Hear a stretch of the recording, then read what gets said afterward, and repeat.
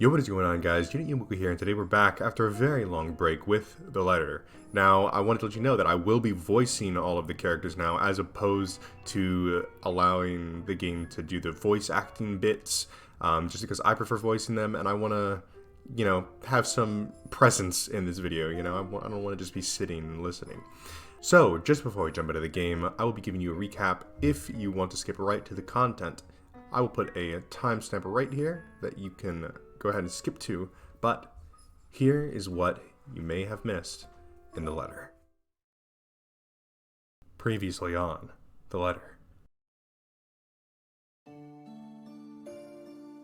knew disturbing this mansion was a bad idea right from the start, but nobody listened. Be fucking realistic, they said. They think I'm cuckoo because I believe in curses and ghosts and all that. Me and my outlandish backwater country beliefs. I've always strived to be a model employee, but not this time, no. I'm turning back for the sake of my sanity. Rare reality can find another agent who's more fucking realistic to tour people around this haunted house. Sheer curiosity, I leaned down and pick it up. Strange. I don't recall seeing this the last time I was here. It shakes me to my core. What? Oh my god. Nothing but the words "help me" fills the page. All of it seemingly written with a crimson sheet. Then I ran. You heard what happened after. I still think it's something else. It was standing right in front of me, Ash. Heard what you said, but it's a small room. There are a lot of things someone else could have done there without your knowledge. If I could see it up close, maybe I can... I am not going back there. Ain't that a problem if you're hosting an open house? Rose does the first floor tour. I ain't sure ghosts can be restricted to one room, Bella. He discreetly folds something into both our hands and winks. Both of you worked hard on getting us this beautiful mansion. Did I mention we reward our people generously? The sky is cloudless and the noontime sun is beating down on the hard concrete when we leave the cafe.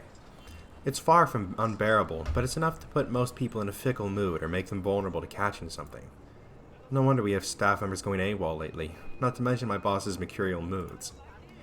I can't believe I'm saying this, but I want our usual cloudy weather back. For all the gripes about the unpredictable weather, though, the streets of Luxburn remain constantly busy. The hurried tapping of shoes against the pavement and inane chatter coming from the lunchtime crowd fill the humid afternoon air. A small reminder of the things we still have to do, regardless of how much I want to return to the comfort of my bed. Back to bare reality for me, Zach to a meeting with a magazine publisher featuring luxury houses, and Becca to her lesson plans and books at home. But, more than once, I catch her sneaking a longing glance over something displayed on a shop window. Did she want to buy something? Maybe I can get it for her for Christmas. I turn my head at the last shop she checked out. A fleeting glimpse. The world stills. She looks at me, eyes hollow, gaze piercing, and boring into my very soul like a set of chains to keep my whole body still. There are no shadows or whispers this time, only a plea.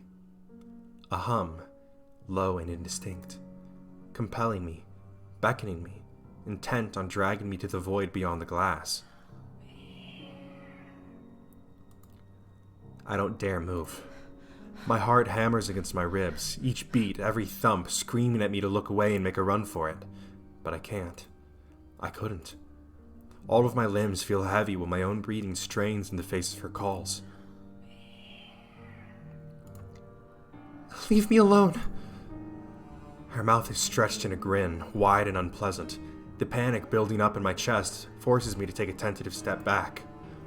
I try not to stare at the decaying flesh, the blood streaming from the gaping wounds on her arm or her nailless fingers. I don't want this. Not like this. Not after I got what I want for Papa. No, stop! Leave me alone! Her face contorts and she lets out a wail, sharp and utterly unforgiving. Rage. There's only hatred and bitterness, as if the very notion of turning away from her is an offense in itself. Please! I don't want this! Before I know it, I'm stumbling backwards, my own throat hoarse from the screams I didn't even notice already coming out of my mouth. The back of my feet catches on a loose stone, sending me sprawling under the ground. The resulting pain completely jolts me out of my haze, blurring my mind. For a little while, my surroundings appear unfamiliar until Becca's face swims into my vision. A look of concern is on her face. On her face, and her hands are gripping my arms tight. Even Zach appears beside himself with worry while he stands behind her, acting as a shield against a small crowd of onlookers already forming around us. What happened? Bella, you okay? My mouth opens and closes, but nothing comes out. The words refuse to form. On impulse, I sneak a swift glance at the display window. She's gone. Yet the foreboding feeling hasn't left me. My hands are shaking as I push myself off the ground, my weakened limbs relying solely on reflex and muscle memory. Something icy has made its home at the pit of my stomach. I want to throw up, anything, to get the wretched sensation out. You are screaming! Zach, call someone. No, don't. I'm good. I'm good. I need to get to the office. Rose, the floor plans. Someone's gonna pick it up. I'll see you later. Careful, don't stand up yet. Stay put, Isabella. Zach, you watch over her for me. I'll call for someone. I attempt a smile to put her at ease, but it likely comes off as a grimace. Gently, I pushed her hands off my shoulders. My knees are still trembling, but I can stand. Leave. Leave me. Stay away. Away. The humidity stifling. Everyone's stares are unnerving, and Becca and Zach's concerns are suffocating. I don't want to be here. No more. I break into a run. I wish I hadn't left my bed this morning. Here, with only the occasional drips of water on the sink and the whirring of the fan blades to keep me company, it's easy to fall into a cycle of negative thinking. But even with the clutter to keep me company, the room still feels a whole lot bigger than usual. I hug my knees closer as a group passes by outside. Loud. So loud. If only there was a way to tune everything out, to keep my head from replaying every image, every sound of her. Her screams, her awkward gait as she reaches for me, her bone-chilling smile, her pleas for... Enough. That's enough!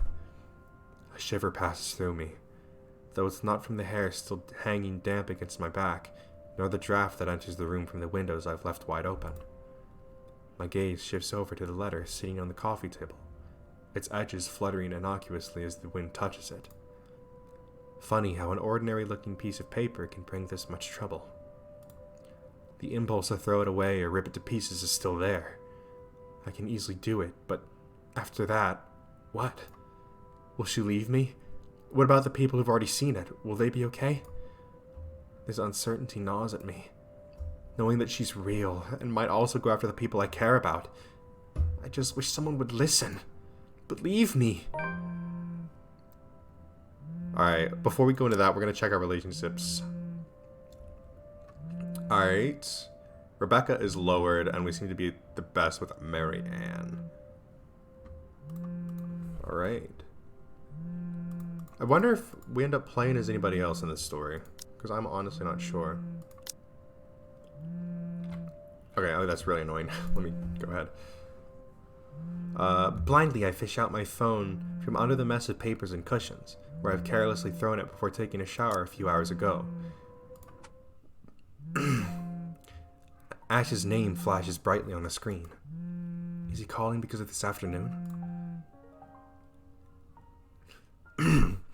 Thank you so much for spamming my inbox, scaredy cat. Hey, Ash. What's wrong? I just had a long day. The couple who bought the house wanted us to finish processing the papers within the week. It's a little hectic, but we'll manage. Really? You sold it? Don't sound so surprised. I told you. You don't stand a chance. The rights won't take no for an answer. You've been on the losing end from the very start. Ha! Whoever said I was interested in the house in the first place? But you said... Despite his light tone, his snicker only comes off as annoying to my ears. I have to fight the urge to end the call right then and there. Stupid Ash. You're such an ass. Just so you know, I'm not treating you to a separate celebration, or ever. Now that's just unfair.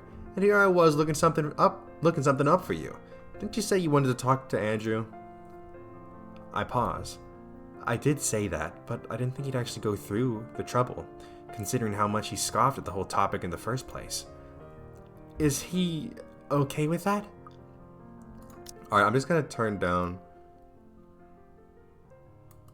the music a little, just because it is very loud for me. I'm not sure how loud it is for you guys, but it is very loud for me. Totally.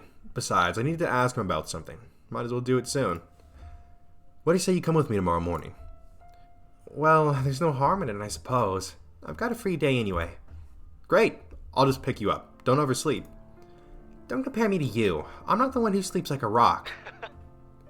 Another round of chuckles from him. Oh, I will live for the day he'll stop making fun of me. Just you wait. You asshole. As I'm about to end the call, he clears his throat. And, Isabella? His sudden diffident tone sends my eyebrows shooting up into my hairline. Is the world ending today? Yeah? Did you forget something? Do you think never mind. Good night. He hangs up instantly. Rude? Completely rude. I didn't even get to thank him. The busy tone, though muffled, echoes through the receiver. No one is saying this will work. Even I'm doubtful it will. But right now, I'll take anything. Anything to get out of this nightmare. Alright, let's check the journal real quick.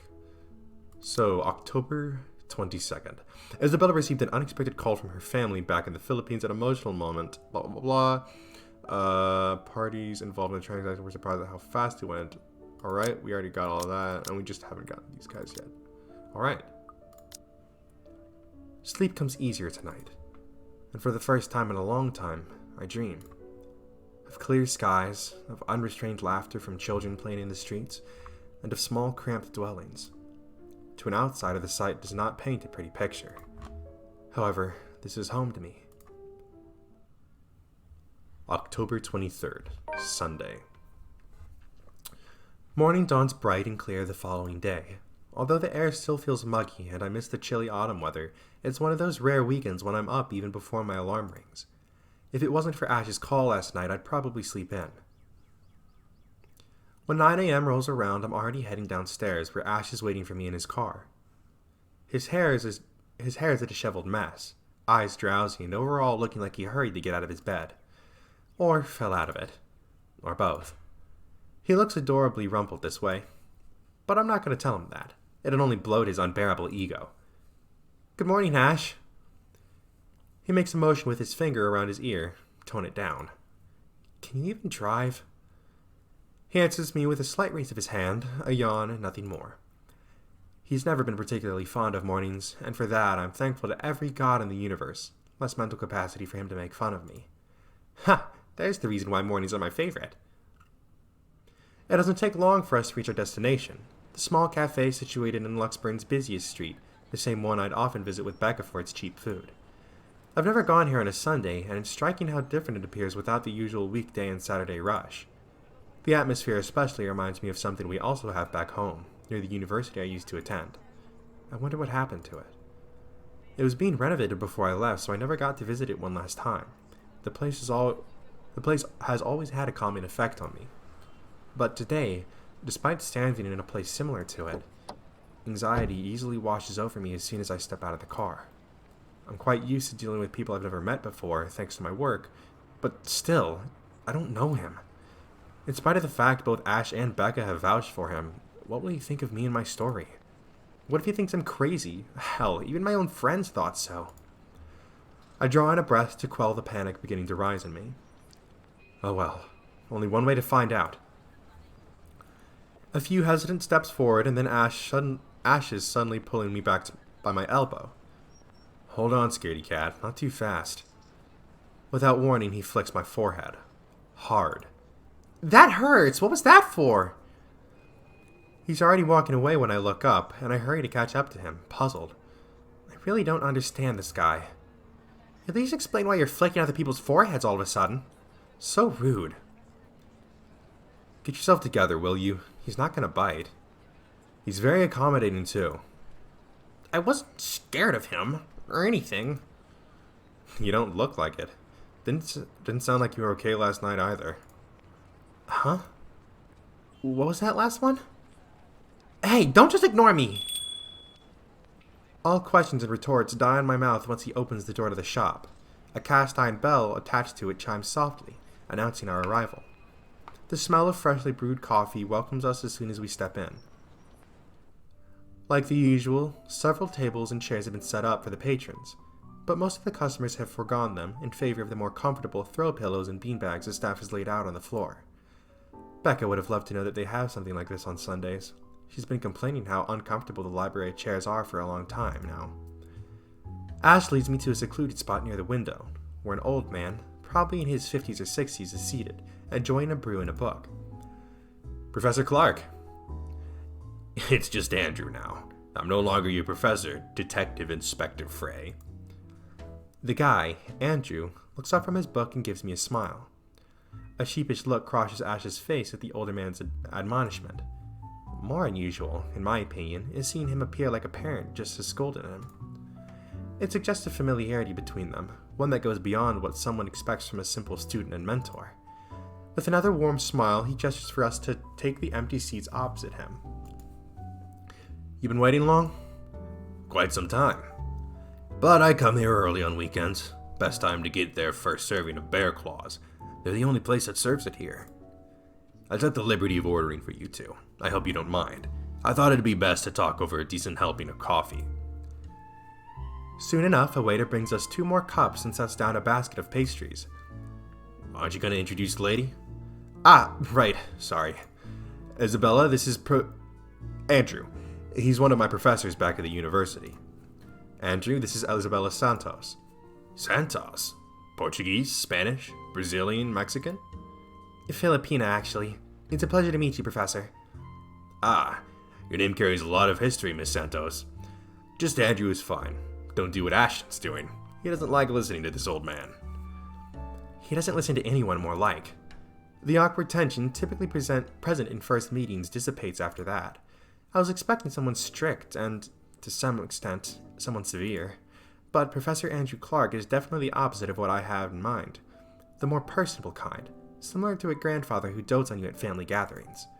It's obvious why Ash has taken a liking to him. Ashton tells me there's something you wish to discuss that I could help with.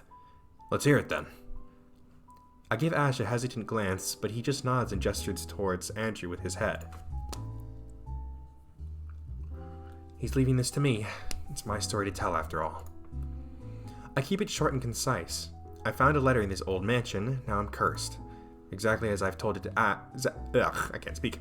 Ash and Zach when they asked about it. I don't mention the name of the place.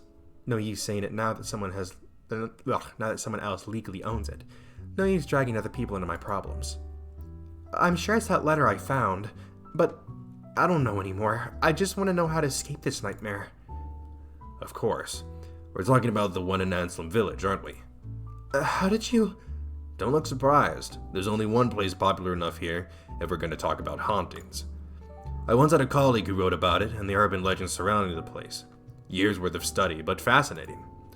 It's a shame he passed away at such a young age. He would have done a much better job at explaining topics like this one compared to me.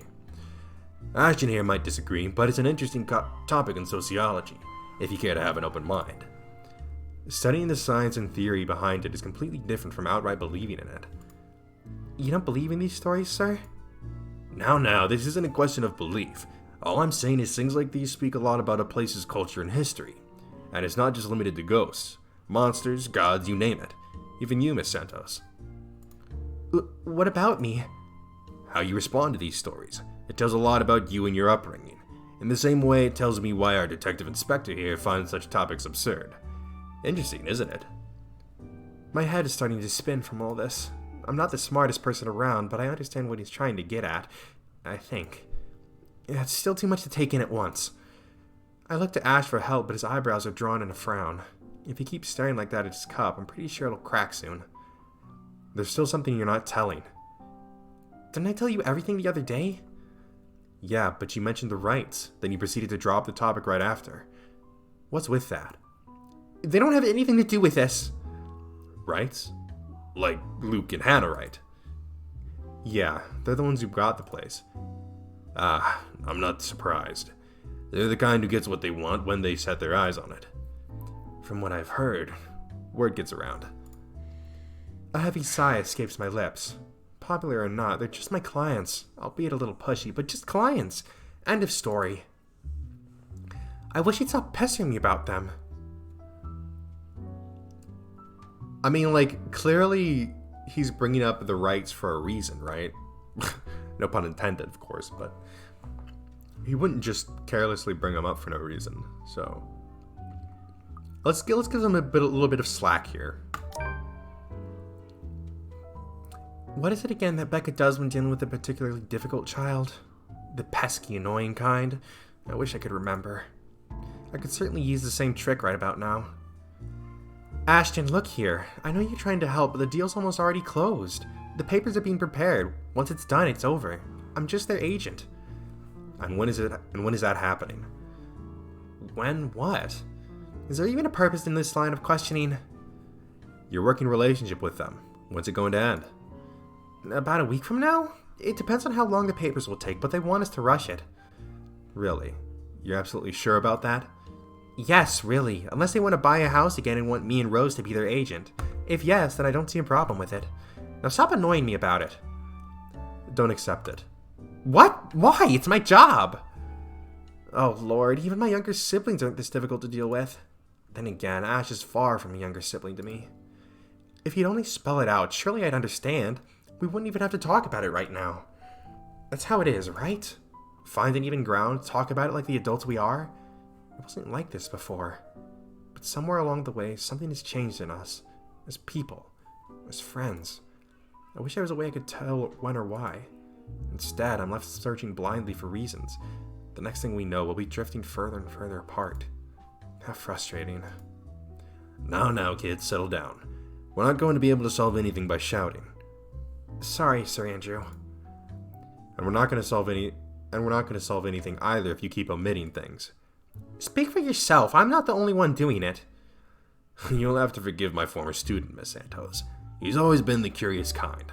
Many people think he's lazy, but it's actually quite the opposite. I see that hasn't changed. Oh, really? How was he back then? How was he back when he was your student? I'm sorry, I need to ask. He doesn't talk much about that. And there's a reason why. Please don't. Tried to sleep on the first day of class. He didn't repeat it after what I made him do when I caught him. Students like him are the easiest to deal with, once you know what piques their interest. I'd have to say he's one of the very few who's actually interested in the subject, though. Ah, but there was just one time when... By the end of the conversation, Ash looks like he's praying for the ground to swallow him. He's never been one to talk about himself. What I know about him are mostly bits and pieces I've gleaned over the years. He's an atrocious singer, he's bad at art, and he has a personal vendetta against mornings. Now it feels like he isn't that hard to figure out after all. It's past noon when Andrew has to leave us for another meeting. But before we separate... Miss Santos, a word of advice. Just keep in mind that when it comes to cases such as this, things aren't always what they may seem. Naturally, the mansion in the letters was brought up several times during our talk, and though Ash is right in that Andrew offers a different perspective, he's left me with more questions than answers instead. What is she? What does she want from me? Is she ever going to leave? They all continue to bug me after we've left the coffee shop. I don't even notice when Ash takes a different turn on our way back. Where are we going? You can drop me off at the park. Guess. You have 3 chances. I'm serious, Ash. Where are we going? He doesn't answer, but shortly he stops his car in front of a small, nondescript food stall a little ways away from the movie house. If I wasn't paying closer attention, I would have missed it without a doubt. He motions for me to wait as he gets off the car and walks in its direction. Sheesh, if you want to buy something, just say it. You don't need to make yourself look mysterious. It makes you look more like a dork than cool. The wait isn't long, however. Soon he's walking back, holding 2 fish-shaped cones in both hands. Ice cream? Parfait? A cross of the 2? By the time he's back inside the car, I've given up any effort trying to figure out what he bought. Not that it looks bad. It's actually quite cute. Here, take it. I have to move my head back a little when he thrusts it at me to avoid the ice cream and fruit toppings from ending up on my nose. What's this for? My arm's getting tired. 5, 4, 3, 2. With a wary glance, I take it off his hands. I still don't understand why there's a need for ice cream today. Nevertheless, I take a small bite. It's actually pretty good. It must have shown in my face because he chuckles as soon as I take another one. Saw the place open the other day when we watched Zach's movie. Thought I should give it a try. Doesn't seem like a bad place to get food from time to time. And you're giving me free ice cream because... Do I need a reason? Are you really going to ask me that? Here's the thing with Ashton Frey. He does not just treat anyone to free food because he feels like it. He's that much of a Scrooge. Hell, he even asked me to teach him how to haggle once. Haggle! Of all the people who'd ask me that. I'd have expected such a request from Becca, but Ash, not at all. If I'm going to be honest, he looks a bit constipated with that expression on his face right now. I think he's starting to regret ever buying this. The other day, the movie with Zach and Rebecca? Rebecca's there, yeah. I think so, yeah. Anyway, during the movie, we, that is to say, we... Ah, shit. Should have written something down first. Get to the point, Ashton. Right, sorry. What? I'm sorry for, not getting to the point. I'm sorry for the other day. I got carried away. I said things that upset you. I shouldn't have done that. Sorry. Oh, okay. Okay? That's all? That's all you're gonna say? You're not still angry, are you? You didn't have to buy me anything. A simple sorry would have been enough.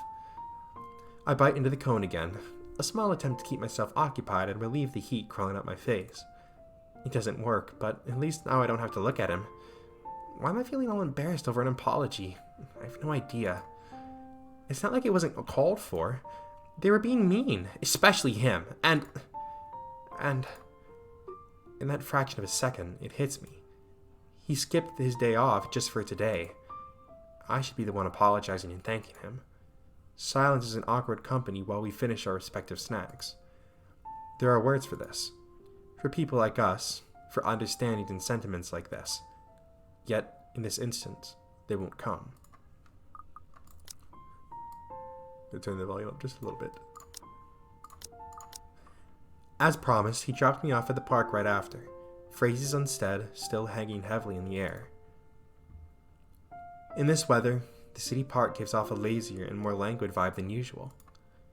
Where children are usually seen running around and playing, there are now people lying, leaning back on their picnic blankets, simply enjoying the afternoon sun. The smell of food drifts from nearby carts, and if the wind blows in the right direction, one would catch the whiff of freshly trimmed grass. Maybe I should try walking home today, to get my mind off things? To try and finish the word somehow. I haven't done that in a while. Thanks, Ash, for today. No problem. Say hi to Rebecca for me. Yeah, I will. Even so, I linger. We both do.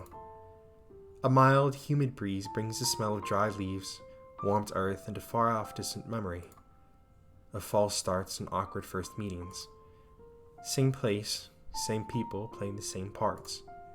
Funny how of all days, my brain chooses to remember it now. Wait, Belle. Ash exits his car. His strides are unsteady when he approaches me, or maybe this is his uncertainty showing? I'm not quite sure. He's never looked uncertain to me before. Always calm, always sure, always collected. He stops a short distance from me, close enough that he's within an arm's reach, but just far enough for his voice to be heard over a decent small talk, if this is what it's going to be. He fumbles for something in his pockets. Here, catch. The small bag lands cleanly on my outstretched hand before it hits the ground. I raise an eyebrow at him, and he responds by shrugging and stuffing both his hands back into his pockets. Somewhere to the side, he finds an interesting spot to look at. Sometimes you have to wait, Papa said long ago. For once, this time, I listen. His voice is halting, hesitant when he finds it again. My mom used to make me carry around one of those when I was young. To ward off evil and bring you luck, she said. I don't believe in these things now, but if it makes you feel safe, since you're a total scaredy cat, then I guess it's okay to give you one to carry around. Perhaps at that moment there aren't any words for it. I've never been good with those. But right now, I could thank him in the very best way I know. Okay, let's see. Oh god, baby. Alright, you're not bad after all. Or you can be nice when you're trying. I feel like both of those are horrible things to say. You're not bad after all. Or you can be nice when you're trying. I don't know. I really don't know which one to go with. I'm gonna save this one just in case. I'm gonna say you're not bad after all.